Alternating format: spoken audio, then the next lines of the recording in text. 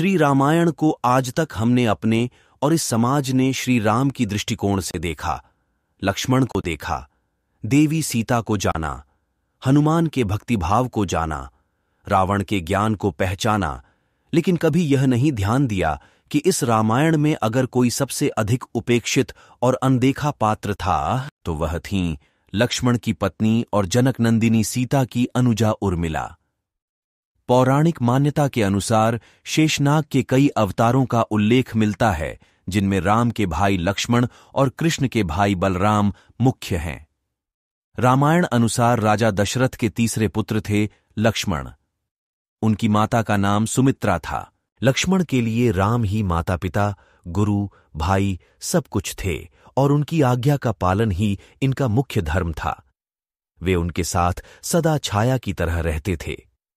भगवान श्री राम के प्रति किसी के भी अपमान सूचक शब्द को ये कभी बर्दाश्त नहीं करते थे। वास्तव में लक्ष्मण का वनवास राम के वनवास से भी अधिक महान है। 14 वर्ष पत्नी से दूर रहकर उन्होंने केवल राम की सेवा को ही अपने जीवन का ध्येय बनाया। वाल्मीकि रामायण के अनुसार उर्मिला जनक नंदिनी सीता की छोटी बहन थीं और सीता के विवाह के समय ही दशरथ और सुमित्रा के पुत्र लक्ष्मण को ब्याही गई थीं। रामायण के अभी इतने रहस्य अनजाने हैं जिसकी कल्पना करना भी हमारे लिए मुश्किल होता है। रामायण एक अथाह सागर की भांति है, जिसमें डुबकी लगाने पर भी इसकी गहराई का अंदाजा नहीं लगाया जा सकता। रामायण की घटनाओं का अलग अलग तरीके से व्याख्यान किया गया है। रामायण के कुछ विशेष पात्रों अथवा चरित्रों की बात तो सभी करते हैं, लेकिन एक ऐसा भी पात्र है जिसकी चर्चा विरले ही कहीं मिलती है। आज हम बात कर रहे हैं लक्ष्मण की पत्नी देवी उर्मिला की।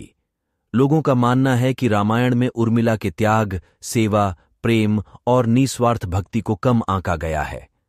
रामायण में देवी उर्मिला एक साधारण महत्व की तरह अंकित की गई है, जबकि सत्य यह है कि उर्मिला का त्याग और समर्पण अतुलनीय था, अनमोल था। उर्मिला ने जो दुख सहे उस पर तो वो आंसू भी नहीं बहा पाईं। बावजूद इसके रामायण में उर्मिला और उनके योगदान को वो जगह नहीं मिल पाई जिसकी वे हकदार था। तो चलिए जानते हैं त्याग और समर्पण की अतुलनीय प्रतिमूर्ति देवी उर्मिला को। राजा जनक की असीम सुंदरी कन्या और महाराज दशरथ की पुत्रवधू देवी उर्मिला माता सीता की ही छोटी बहन थी। उनका विवाह भगवान राम के अनुज लक्ष्मण के साथ हुआ था। राम के वनवास जाने के समय उर्मिला भी एक पतिव्रता स्त्री की तरह अपने पति लक्ष्मण जी के साथ जाना चाहती थीं। जब राम सीता वनवास को जाने लगे और बड़े आग्रह पर लक्ष्मण को भी साथ जाने की आज्ञा हुई, तो पत्नी उर्मिला ने भी उनके साथ जाने का प्रस्ताव रखा, परंतु लक्ष्मण ने उन्हें यह कहकर मना कर दिया कि अयोध्या के राज्य को और माताओं को उनकी आवश्यकता है। असीम पतिव्रता थीं। उर्मिला के उस नवयौवन कंधों पर इतना बड़ा दायित्व डालकर लक्ष्मण चले गए। वह पल, वह जीवन सरिता जो कोई भी नववधू अपने पति के साथ गुजारती है, वह उर्मिला के नसीब में नहीं लिखी गई थी। पतिव्रता स्त्री ने जीवन के चंचल पड़ाव पर भी, अपने पति से दूर रहने पर भी लेशमात्र भी किसी और का ध्यान नहीं किया।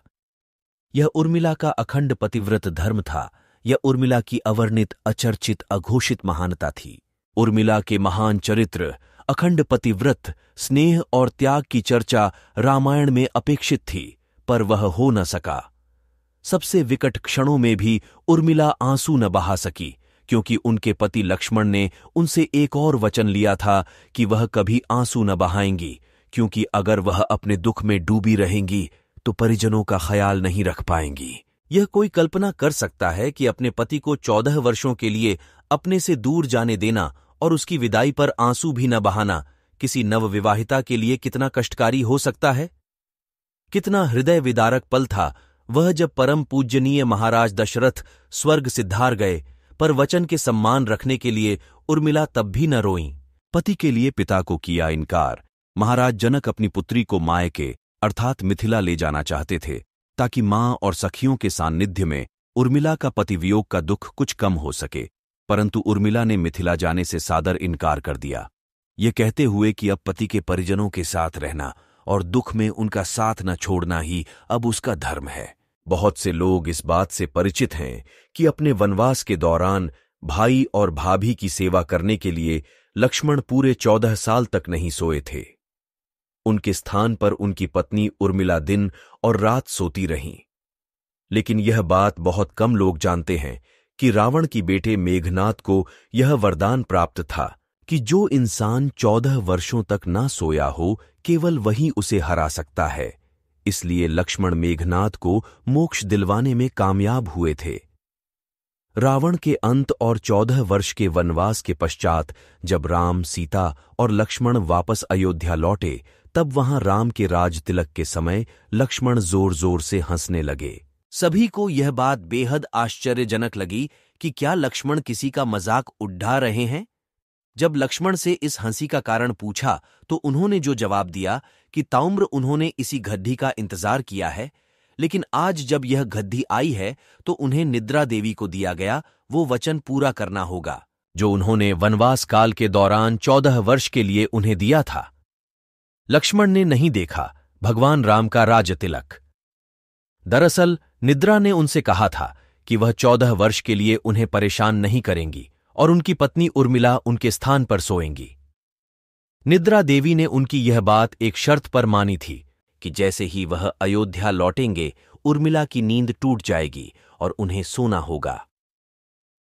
लक्ष्मण इस बात पर हंस रहे थे कि अब उन्हें सोना होगा और वह राम का राज तिलक नहीं देख पाएंगे। उनके स्थान पर उर्मिला ने यह रस्म देखी थी। एक और वाकया ऐसा है जो यह बताता है कि लक्ष्मण की विजय का मुख्य कारण उर्मिला थी। मेघनाद के वध के बाद उनका शव राम जी के खेमे में था।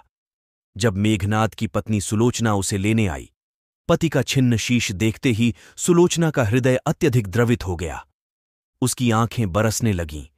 रोते रोते उसने पास खड़े लक्ष्मण की ओर देखा और कहा, सुमित्रानंदन, तुम भूलकर भी गर्व मत करना कि मेघनाद का वध मैंने किया है। मेघनाद को धराशायी करने की शक्ति विश्व में किसी के पास नहीं थी।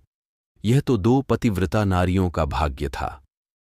अब आप सोच में पड़ गए होंगे कि निद्रा देवी के प्रभाव में आकर अगर उर्मिला 14 साल तक सोती रहीं तो सास और अन्य परिजनों की सेवा करने का लक्ष्मण को किया वादा उन्होंने कैसे पूरा किया। तो उत्तर यह है कि सीता माता ने अपना एक वरदान उर्मिला को दे दिया था। उस वरदान के अनुसार उर्मिला एक साथ 3 कार्य कर सकती थीं। तो दोस्तों, देवी उर्मिला के बारे में आपका क्या राय है, हमें कमेंट में जरूर बताना और अगर वीडियो पसंद आया हो तो अपने दोस्तों के साथ शेयर जरूर करना।